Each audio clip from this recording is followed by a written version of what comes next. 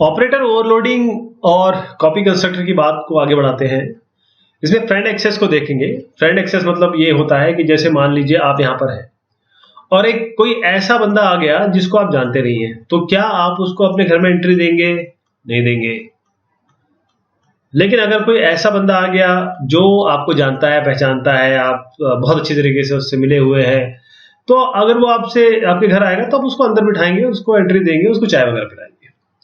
बिल्कुल सेम चीज यहाँ पर भी है। मैं पहले एग्जांपल आपको देता हूँ। मान लीजिए हमारे पास एक तरीका है कि हम बोलते हैं कि किसी तरीके से आप ऑपरेटर ओवरलोड करें इनटू को, और इस तरीके से आप अपना काम करें कि हम पूरे का पूरे एरे को, एक हमारे पास एरे है, उसके सारे मेंबर्स को मल्टीप्लाई कर लें किसी मल्टीप्लायर से।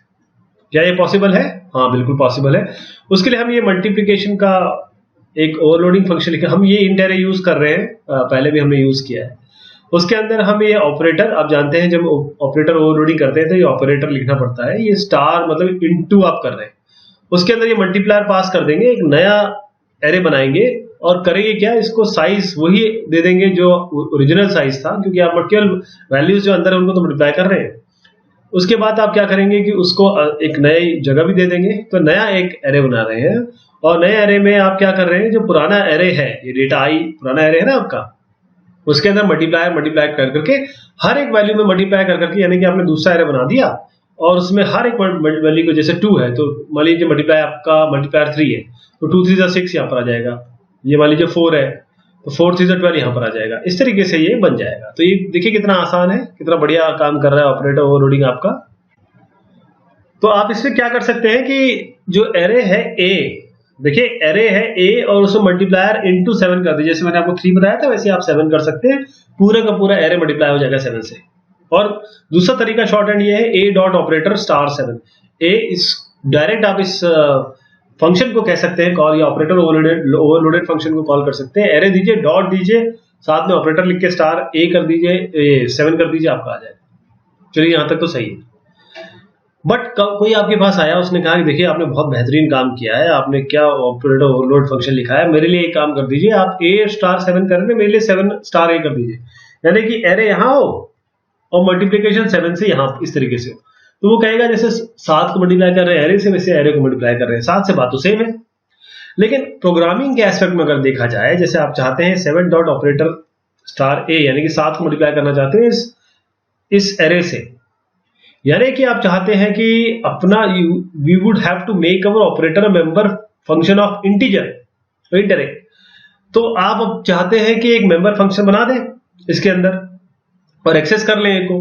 लेकिन अब ये इसको एक्सेस करने का मतलब ये है कि आप we will have to revert to the earlier method we saw of defining operator not as a member function of int array. यानी कि आप इस तरीके से करना चाहेंगे।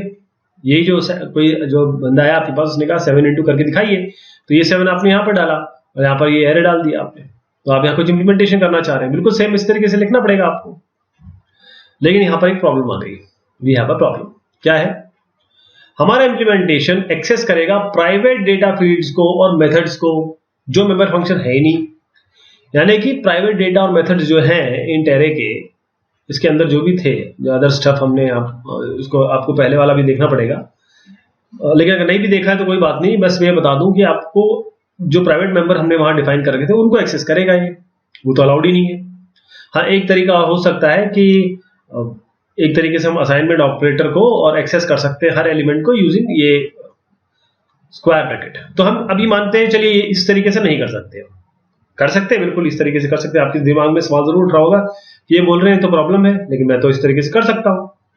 But let's not consider, let's ignore it that हम इसको जानते ही नहीं, लेकिन फिर भी हमें 7 इंटू करके देना है उसे। तो हम क्या करें?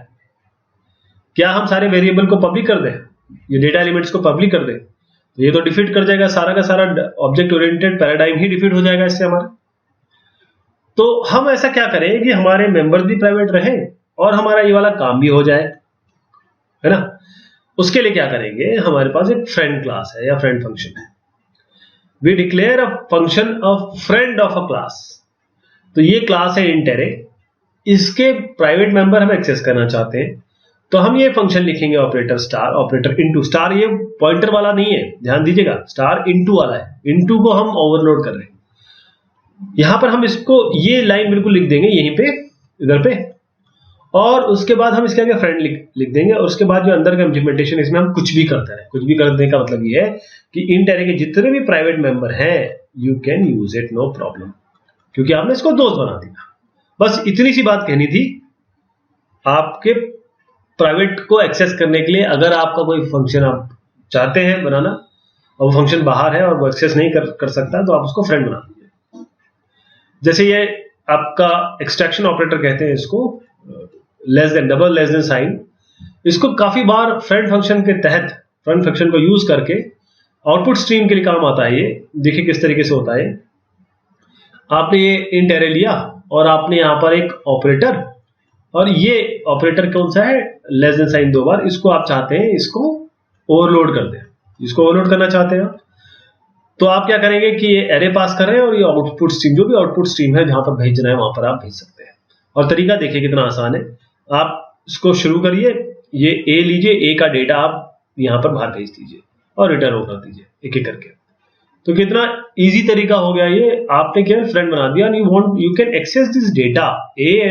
ए तो कर ही रहे हैं, साथ में एक पहले ही तो ए को एक्सेस करना और ए के डेटा को एक्सेस करना, ये बहुत बड़ी बात है। और ये तभी हो सकता है जब इसको फ्रेंड बनाए।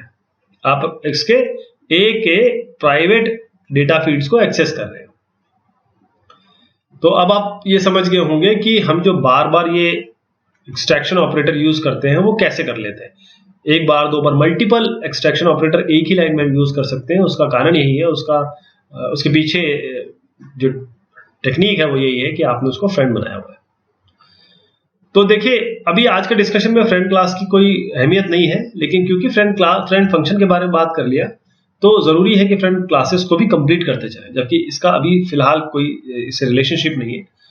फ्रेंड क्लास का मतलब यह है कि आप चाहते हैं कि सारे के सारे जो फंक्शंस हैं, मींस वैसे नॉट जस्ट वन फंक्शन, कोई एक फंक्शन नहीं, जितने भी फंक्शंस हैं ऑफ कोई क्लास एक्स, आप चाहते हैं कि सारे की ए को एक्सेस कर सकें, मतलब ए क्लास के मेंबर्स को, डेटा एलिमेंट्स को, प्राइवेट को एक्सेस कर सकें। तो उसके लिए क्या करना है आपको, देखिए बहुत इजी चीज है। आप क्लास ए के अंदर क्लास, यहां फ्रेंड क्लास लिखना पड़ेगा आपको, ध्यान दीजिएगा, फ्रेंड क्लास एक्स। तो आप क्या कर सकते हैं, इसको करते ही आप एक्स को अलाउ कर रहे हैं, इस क्लास को अलाउ कर रहे हैं कि इसकी सारी चीजें ए के प्राइवेट मेंबर्स को एक्सेस कर सकते हैं। बस इतना बताना था इसमें। तो अब आते हैं कॉम्प्लेक्स नंबर पे। कॉम्प्लेक्स नंबर आप जानते हैं क्या होते हैं, ए प्लस आई बी फॉर्म में होते हैं। इसमें ए और बी रियल होता है, आई स्क्वायर इसमें -1 होता है। अगर हम कॉम्प्लेक्स नंबर को ऐड करें, A plus I B plus C plus I D, तो ए जो रियल पार्ट अलग से जुड़ जाते हैं और इसके जो इमेजिनरी पार्ट है वो अलग से जुड़ जाते हैं। अब आप देखिएगा इसमें कि हम कुछ ऐसा करना चाहते हैं कि ये दोनों जुड़ जाएं, दोनों को हम ऐड कर सके आराम से। तो उसका तरीका, पहले तो एक क्लास बनाना पड़ेगा कॉम्प्लेक्स, जिसके अंदर हमने प्राइवेट मेंबर दे दिए। ये आर ये रियल हो गया, आई एम इमेजिनरी हो गया। उसके अंदर हमने क्या किया कि एक कंस्ट्रक्टर बना दिया। कंस्ट्रक्टर क्या करेगा कि रियल पार्ट को ले लेगा, इमेजिनरी पार्ट को ले लेगा पर्टिकुलर ऑब्जेक्ट के लिए। फिर हमने क्या किया, एक कॉपी कंस्ट्रक्टर बनाया। अब कॉपी कंस्ट्रक्टर से बिल्कुल अभी आपके लिए पहली बार मैं पेश कर रहा हूँ, लेकिन ये आगे आएगा। तो इसके लिए बिल्कुल अगर ये नहीं समझ में आ रहा है तो कोई दिक्कत नहीं है, आगे इसको बहुत अच्छे से एक्सप्लेन किया हुआ है। बस इसमें क्या किया, कॉपी कंस्ट्रक्टर करता क्या है कि एक ऑब्जेक्ट की वैल्यू दूसरे ऑब्जेक्ट में कॉपी कर देता है। बस ये ऑब्जेक्ट 2 है, ये ऑब्जेक्ट 1 है, पहले इसको बनाइए, फिर पहले ऑब्जेक्ट 2 को बना लीजिए, फिर ऑब्जेक्ट 1 में इसको डाल दीजिए, सारा का सारा डेटा इसका ट्रांसफर हो जाता है। अब ये कितना डेटा होता है उस पर भी हम डिस्कशन करेंगे। फिलहाल इसमें क्या है कि जो ये है रियल पार्ट इसमें कॉपी हो जाएगा। दिस मतलब होता है लेटेस्ट ऑब्जेक्ट। बहुत सारे ऑब्जेक्ट हो सकते हैं, हजारों ऑब्जेक्ट बना सकते हैं आप, तो जो लेटेस्ट ऑब्जेक्ट है वो दिस उसे एक्सेस करता है। तो उस ऑब्जेक्ट की रियल वैल्यू में जो भी आपने बना रखा है उसकी रियल वैल्यू और यहाँ पर इमेजिनरी वैल्यू कॉपी हो जाएगी। लेकिन हमारा ये आज का मुद्दा नहीं है, इसको मैं बाद में बात करूंगा। बात यह है कि हम चाह रहे हैं ऐड करना।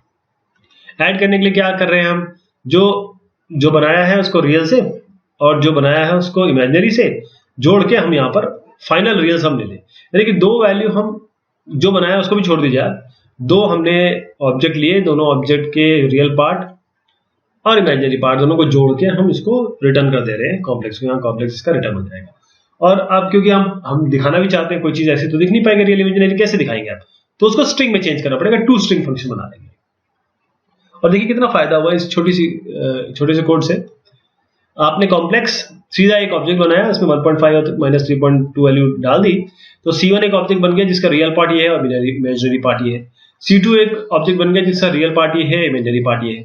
और उसके बाद आपने केवल एक काम किया, एक फाइनल सम में डाला C1.add C2। ये जो C1.add C2 है ना, वही ये वाला काम कर रहा है, ये वाला, इसीलिए कंस्ट्रक्टर में डाला है।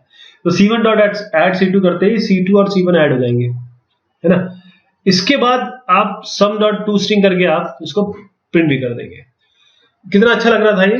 लेकिन इसमें एक चीज है, आप ऐड और toString, ये वाला जो दो फंक्शंस है, ये आपको बार बार लिखने पड़ेंगे। थोड़ा सा कॉम्प्रिहेंशन इसमें कॉम्प्रिहेंशन मतलब होता है समझना, थोड़ा सा इसको समझने में थोड़ी सी आपको आ सकती है, तो दिक्कत आ सकती है। क्यों ना हम ये ऐड बार बार यूज करते करते हम कुछ इस तरीके से करें कि डायरेक्ट जुड़ जाए। यानी कि आप एक ऑब्जेक्ट बनाए O1 और एक ऑब्जेक्ट जैसे इसमें बनाया C1 ऑब्जेक्ट बनाए, और एक ऑब्जेक्ट बनाया O2, और दोनों को जैसे नंबर जोड़ते हैं 2+4 ऐसे जोड़ दें, और ये फटाफट रियल और इमेजिनरी पार्ट जोड़ दें। और इसके अलावा O1 को O2 से चेक कराने के लिए आप इज इक्वल टू कर सकते हैं, नॉट इक्वल टू कर सकते हैं, लेस देन कर सकते हैं, लेस देन इक्वल टू कर सकते हैं, ग्रेटर, इतनी सारी चीजें इंप्लीमेंट कर सकते हैं। तो उसके लिए क्या करेंगे, उसके लिए हम कुछ ये जो शॉर्टकट है C1+C2 करना चाहते हैं, तो उसके लिए हम क्या करेंगे, थोड़ा सा चेंज करते हैं। ओके, हम क्या करेंगे, यहाँ पर एक माइनस लिख देते हैं और कॉन्स्ट कॉम्प्लेक्स $, यानी कि एक ऑपरेटर माइनस, उसको हम ओवरलोड करना चाहते हैं और यहाँ पर इस तरीके से लिख देंगे। सिंपल माइनस कर रहे हैं, कुछ नहीं कर रहे हैं, एक ऑब्जेक्ट की वैल्यू निकालते हैं, दूसरी ऑब्जेक्ट की वैल्यू निकालते हैं और दोनों को माइनस कर देते हैं, और उसके बाद हम यहाँ पर कॉम्प्लेक्स ये रिटर्न भी करा देते हैं। इसी तरीके से हम इनटू करना चाहते हैं, तो देखिए यहाँ पर हमने जो जिस तरीके से कॉम्प्लेक्स वैल्यू का मल्टीप्लिकेशन और इनटू होता है वो सब हमने यहाँ कर दिया, यहाँ चेक भी करा लिया, यहाँ पर नॉट इक्वल टू भी कर दिया, यहाँ पर ये भी कर दिया, लेस देन भी कर दिया। तो और ये देखिए ये भी इंप्लीमेंटेशन कर दिया। थोड़ा सा इसको आप रोक के देख सकते हैं क्या हुआ है इसमें। तो सारे हम कंपैरिजन वगैरह कर सकते हैं, कितना आसान हो गया इसको। और हम ओवरलोड, सारी चीज हमने जो की है वो ओवरलोडिंग से की है। हम पढ़ी तो ऑपरेटर ओवरलोडिंग कर रहे हैं, इस ऑपरेटर ओवरलोडिंग से कितना फायदा हो गया। हम केवल यह करना चाह रहे हैं कि ये बार बार टू स्ट्रिंग और ये सब ऐड वगैरह नहीं बार बार आए, तो हमने सबको एक बार लिख दिया। अब हम दो कॉम्प्लेक्स नंबर्स को देखिए, हम क्या करेंगे, पहले तो हमने ये इंसर्शन ऑपरेटर में एक्सट्रैक्शन है, ये एक्सट्रैक्शन ऑपरेटर में लिख दिया। आउटपुट क्या करेगा, ये रियल पार्ट और इमेजिनरी पार्ट, थोड़ा स्पेस वगैरह देके। अब हम प्राइवेट मेंबर वेरिएबल्स एक्सेस कर रहे हैं, तो हम थोड़ा सा फ्रेंड भी बना देते हैं इसको। ये फ्रेंड बना दिया, यहाँ पर भी हो गया, ये फ्रेंड बना दिया, तो ये काम कर जाएगा आप, क्योंकि प्राइवेट मेंबर एक्सेस कर रहे हैं। अब देखिए मैंने कॉम्प्लेक्स नंबर बनाया, कॉम्प्लेक्स नंबर 2 बनाया।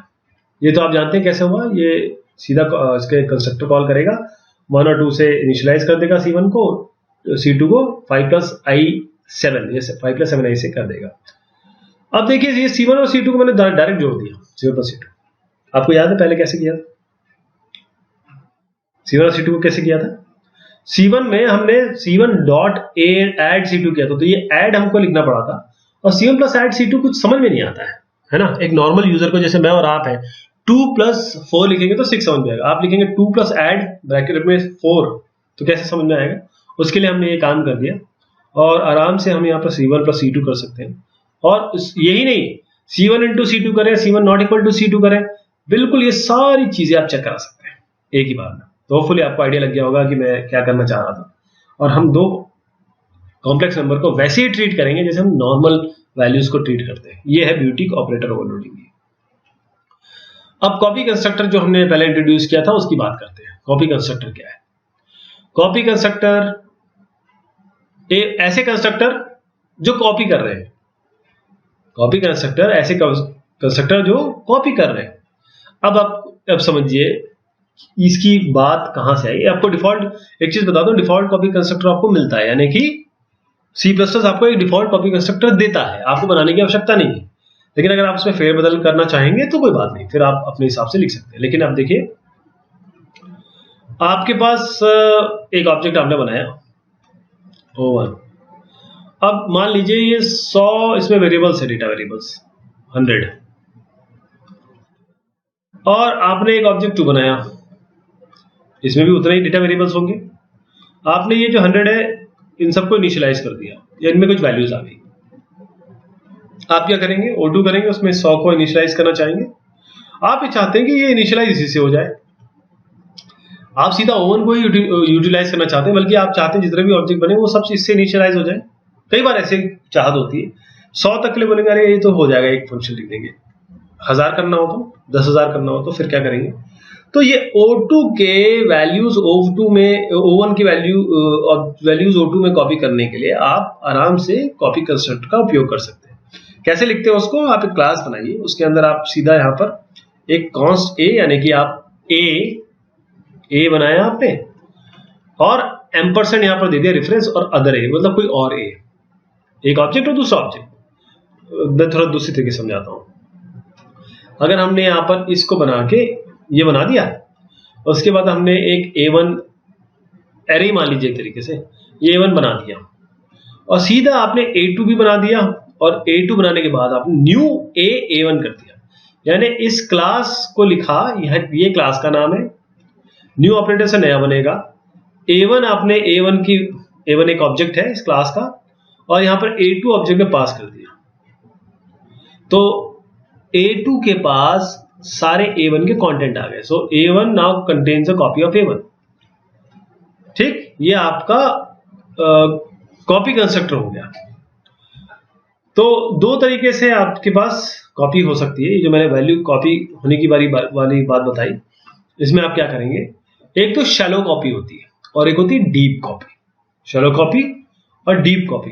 अच्छा, एक चीज और है इसमें कि how much should a copy constructor copy.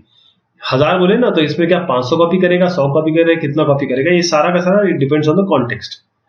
ठीक, ये सब डिपेंड करता है, ये बुक में ऐसा लिखा हुआ है, तो इसीलिए आपको समझना होगा कि कभी कभी आप कुछ कॉपी करते हैं, कभी कभी कुछ कॉपी करते हैं। लेकिन मेरे ख्याल से, मैं जहां तक समझता हूं कि इस कॉपी में आप पूरा का पूरा एक साथ कॉपी कर सकते हैं। दूसरी बात आती है आपकी डीप कॉपी की, शैलो कॉपी, डीप कॉपी। अब शैलो कॉपी और डीप कॉपी क्या होगा, आप ये समझिएगा। आपने क्या किया कि एक मैं पहले इधर से बताता हूं आपको कि शैलो कॉपी क्या है। आपका एक आपने ऑब्जेक्ट बनाया O1, या मान लीजिए एरे बनाया A1 एरे बनाया। अब यहां पर एक एरे A1 बना दिया। अब A2 बनाया, आपने क्या किया, A1 को A2 में कॉपी कर दिया। अब देखिए, मैं एरे को इसलिए बता रहा हूं क्योंकि ये ऑब्जेक्ट से ही हो रहा है, ऑब्जेक्ट के थ्रू ही तो होगा ये। तो ऑब्जेक्ट एक्चुअली में ऑब्जेक्ट का ही सब काम हो रहा है, मैं इसलिए बता रहा हूं ताकि आप ये थोड़ा सा इसका मुद्दा समझ जाए। अब एक एरे आपने बनाया, ये दूसरा एरे बनाया। A1 को A2 में जब कॉपी किया तो हुआ क्या कि A1 यहां पॉइंट कर रहा था स्टार A। अब A2 बनाया और A1 को A2 में कॉपी कर दिया, तो हो क्या रहा है कि A2 भी इसको कॉपी कर रहा है, कॉपी जो हुआ इसको पॉइंट कर रहा है।